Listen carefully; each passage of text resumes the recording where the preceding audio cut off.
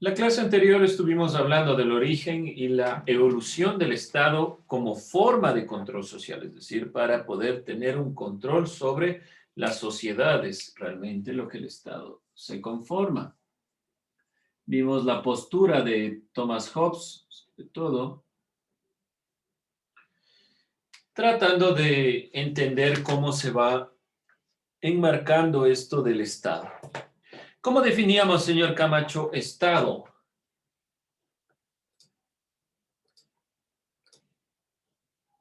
¿Cómo define Estado?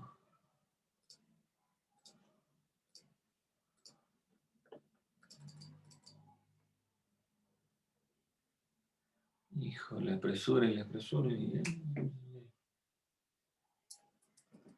Es una organización política. Como una organización política. Una organización política es el partido tal. Organización política. Pero como organización política, sean más específicos, organización política.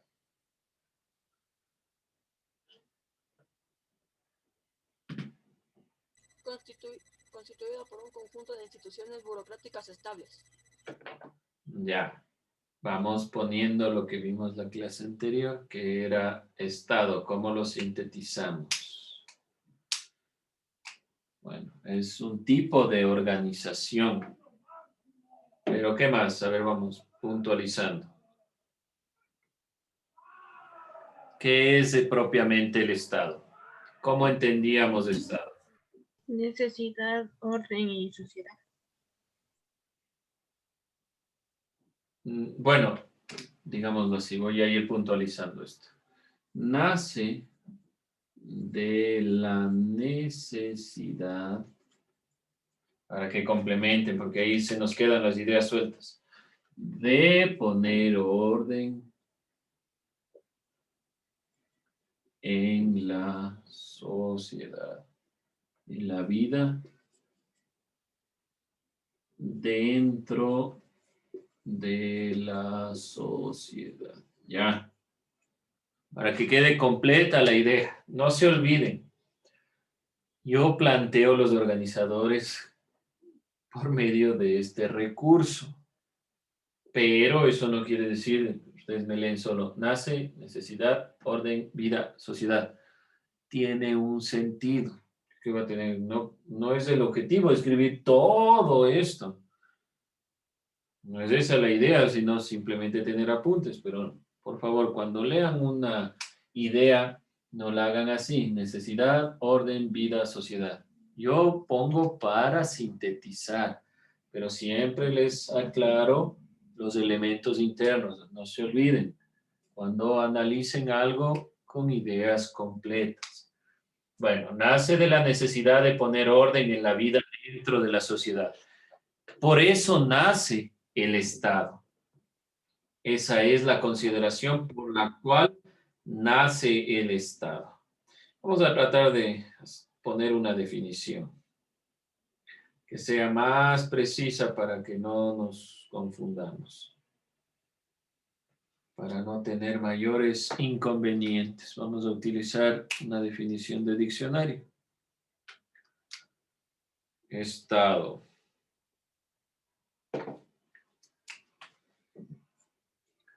En la clase anterior alguien de ustedes leyó esta definición y nos vamos a sostener en esa.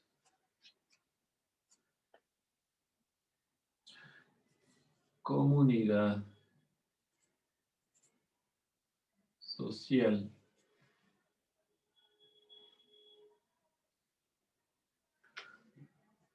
con una organización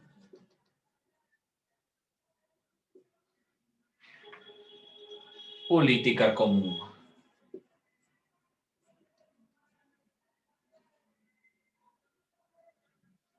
¿Ya? Esta es la definición. Una definición de la Real Academia de la Lengua Española. ¿Ya? Dentro de esta consideración nosotros dijimos que nace propiamente de la necesidad de poner orden en la vida dentro de la sociedad. Y propiamente estuvimos especificando que el fin es crear este orden constituido que opera para controlar la vida pública y privada, como dice Thomas Hobbes, a través de leyes y normas. Pues el Estado pone normas para la vida en sociedad. Normas y leyes, leyes y normas.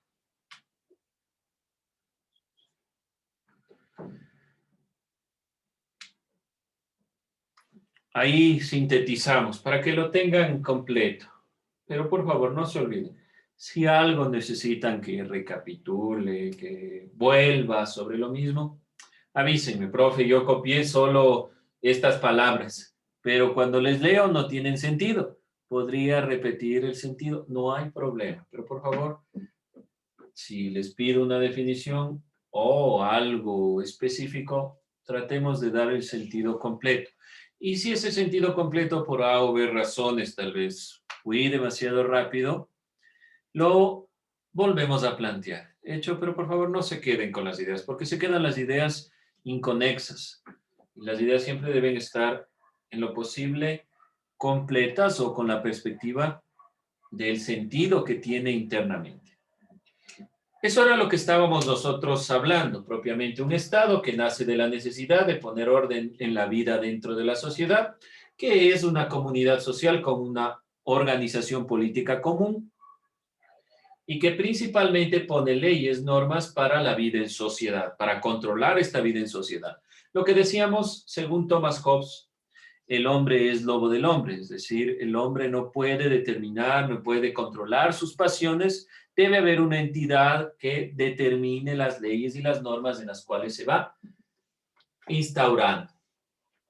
Eso en cuanto a lo que es el Estado. Y en cuanto al origen y evolución del Estado, ¿qué dijimos? ¿Cuál era la primera forma de Estado? Ayúdenme. David, ¿cuál era la primera forma de Estado?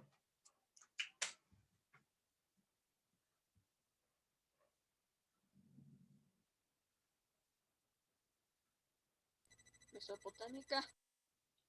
Ya, muy bien. En la cultura o en la civilización de Mesopotamia. Mesopotamia. Mesopotamia.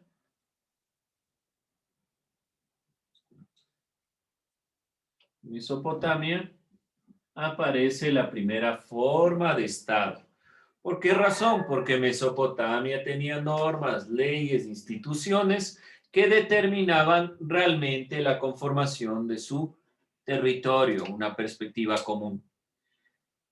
Ya, muy bien. Posteriormente, o dentro de este proceso, vimos que también, y evidentemente quienes son más influyentes en las formas de Estado, los griegos y los romanos.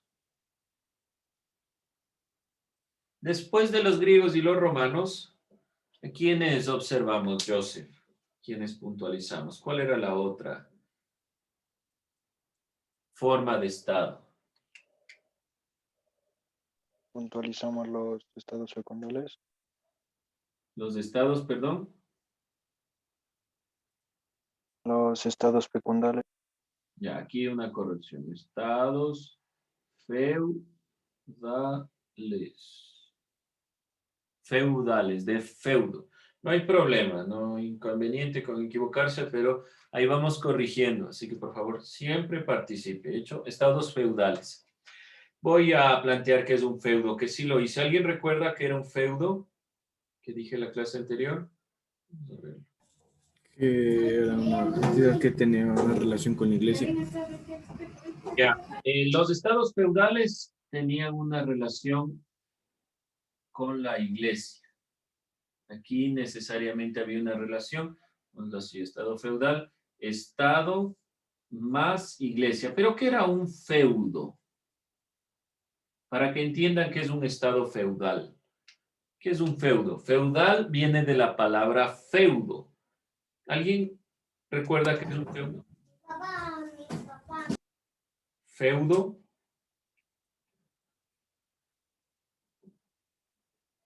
Una clase social.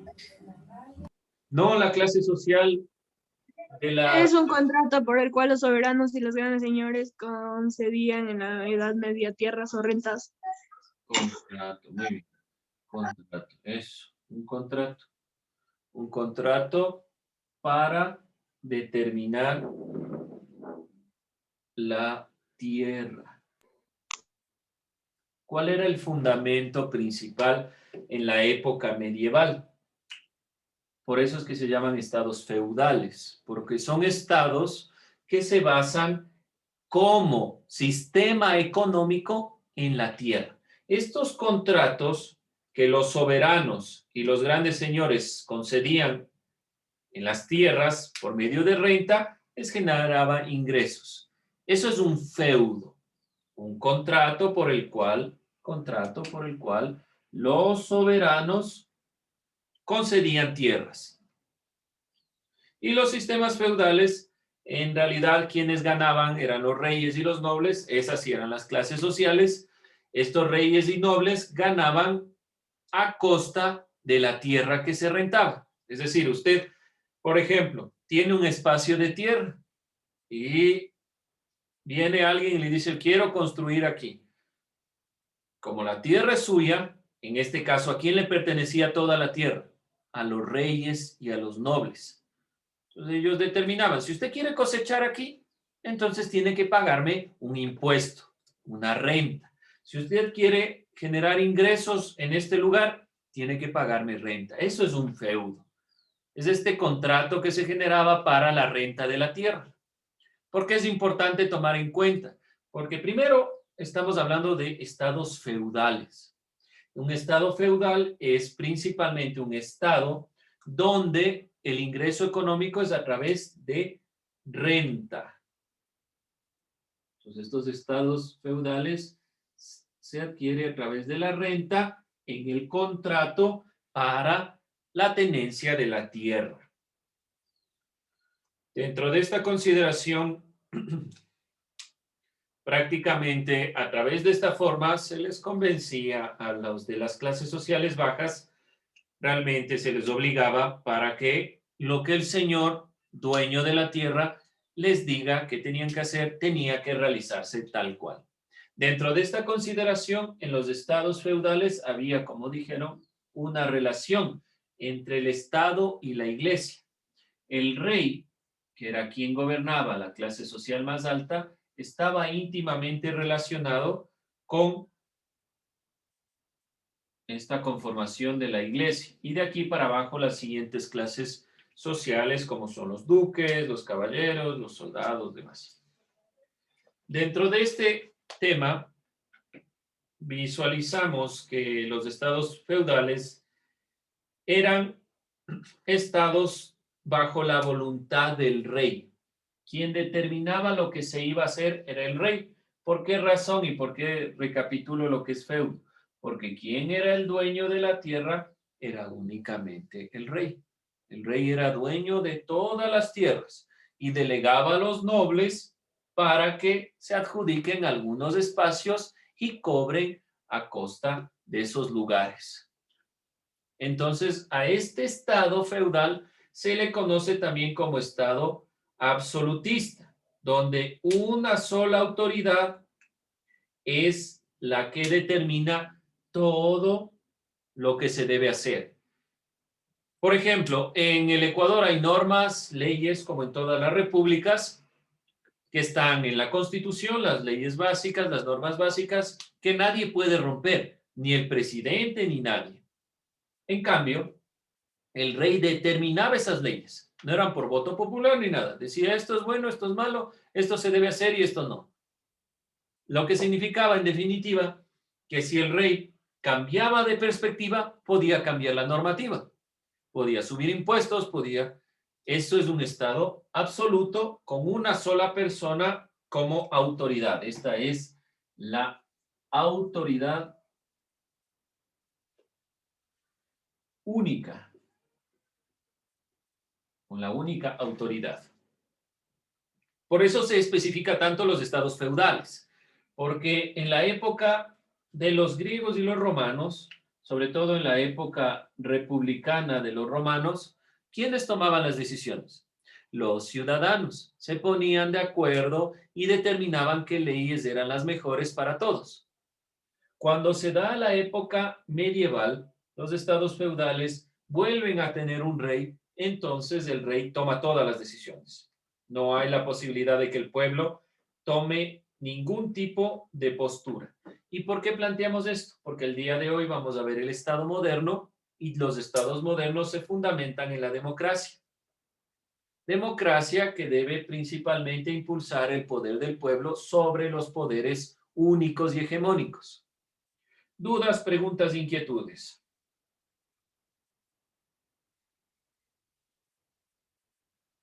¿Está un poco más claro? ¿Queda un poco más claro? ¿O si hay algo que no esté todavía claro? Bueno, vayan tomando en consideración estos elementos para ir cerrando estas perspectivas. Entonces, no se olviden lo que es un feudo, porque seguramente en algún momento estaremos hablando de sistemas económicos.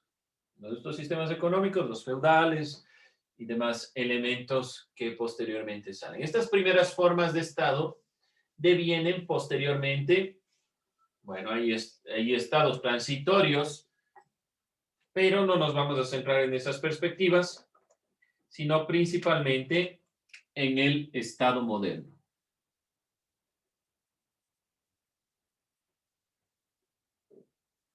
Estamos dentro del mismo tema. No se olvide que el tema es origen y evolución del Estado como forma de control social.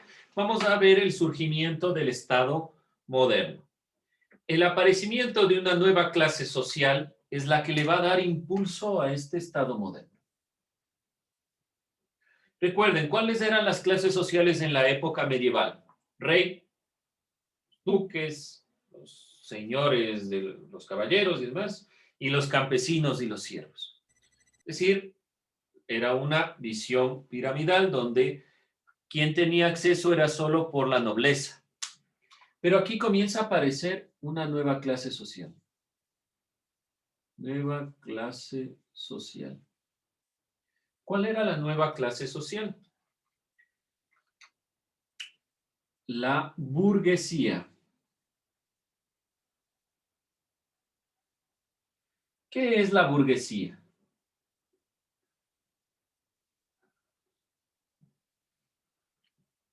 ¿Ideas? ¿Qué es la burguesía?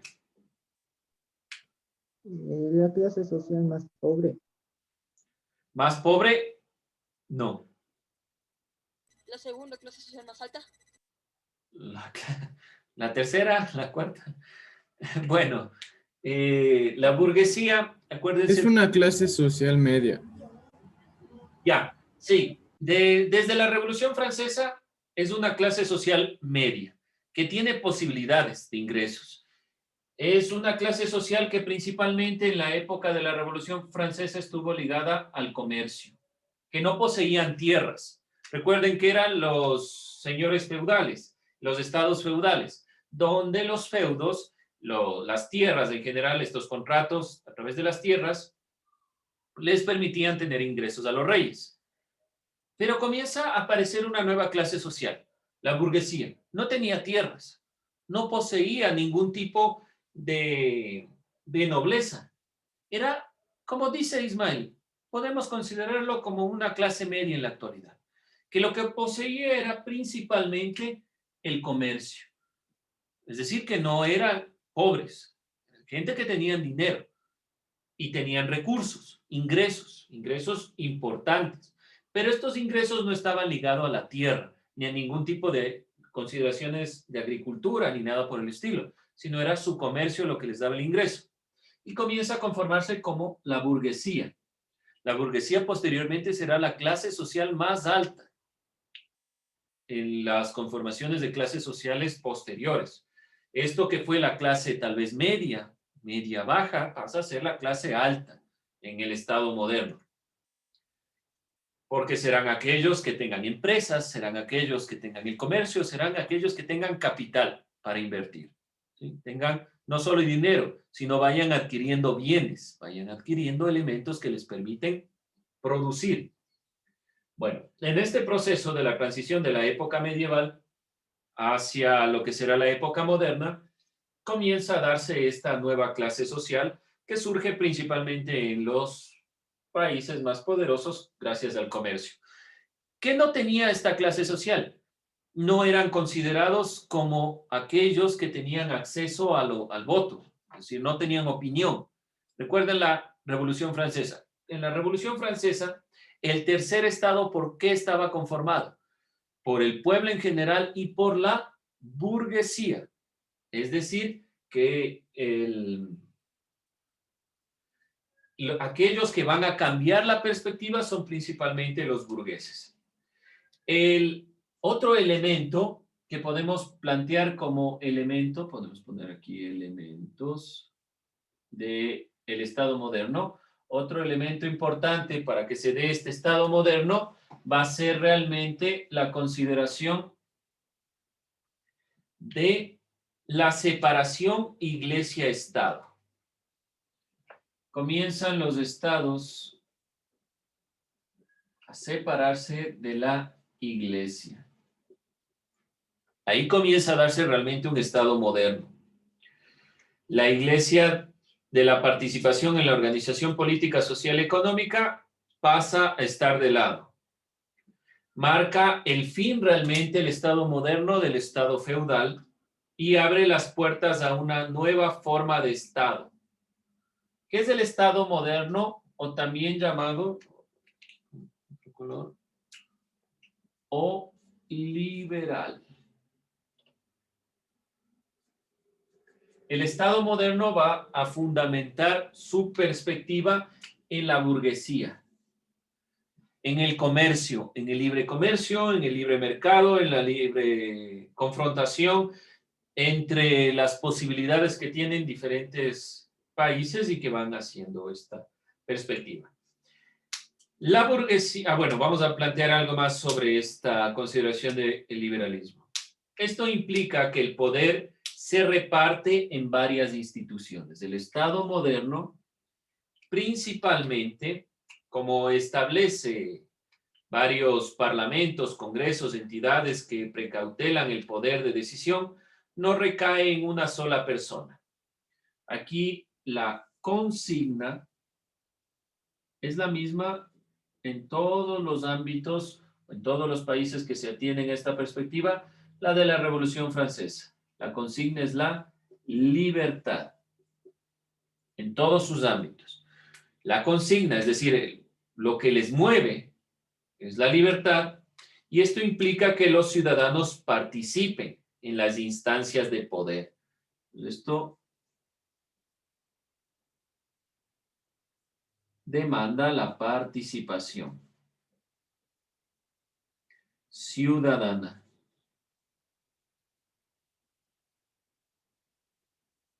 Demanda la participación ciudadana.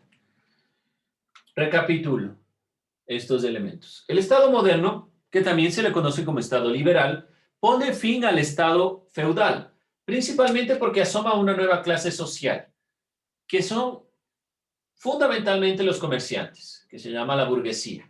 Es una clase social que va a instaurarse como la más influyente. Hay una separación de Estado e Iglesia, se rompe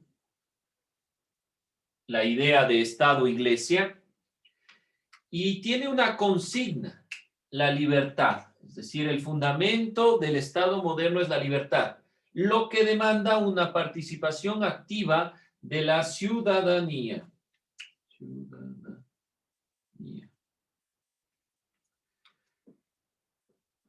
Y para que se dé esta participación, entonces deben haber organismos. La participación ciudadana por medio de organismos. Como por ejemplo las asambleas, los parlamentos, los congresos.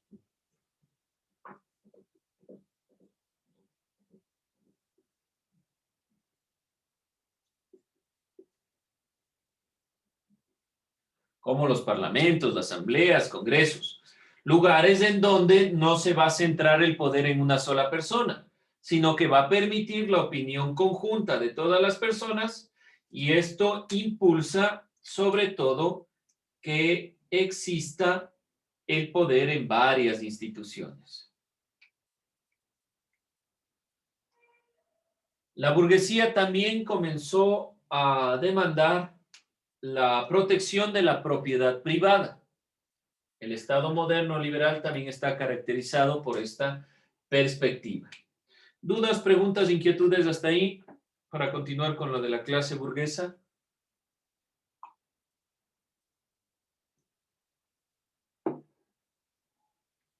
¿No? Bueno, vamos a continuar. Dentro de esta nueva clase social, la burguesía crece económicamente, la burguesía. La burguesía crece económicamente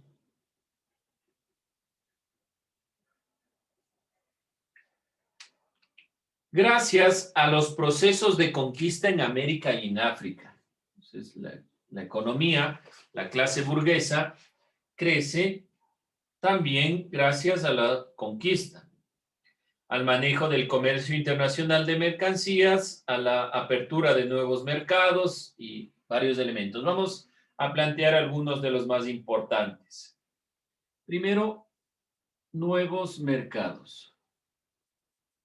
¿Cuál va a ser un nuevo mercado? Evidentemente, América.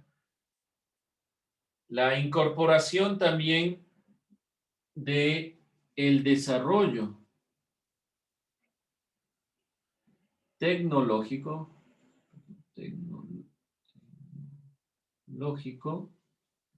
y el desarrollo científico.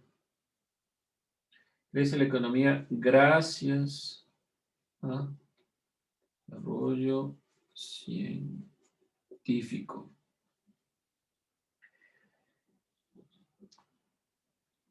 Así, de esta manera también se va generando esta palabra, industria.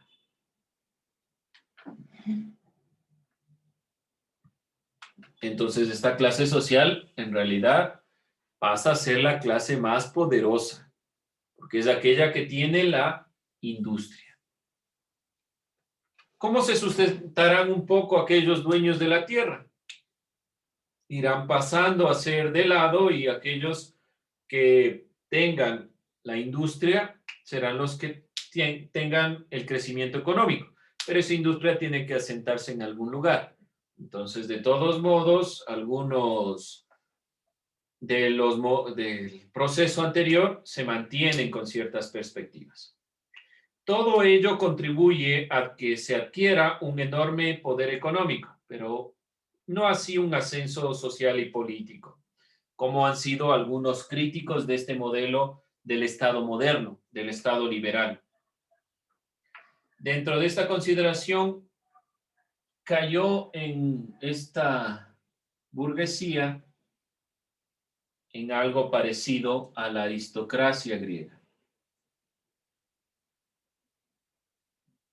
Esa es la crítica que hay hacia este modelo basado en el Estado liberal, en la libertad del comercio sobre todo. ¿Qué quiere decir aristocracia? Aquellos que supuestamente por el medio económico llegaron a estar en las clases social más alta. Durante el Renacimiento y la Ilustración del siglo XVI se posicionaron el desarrollo individual y el afán de lucro como símbolos de progreso.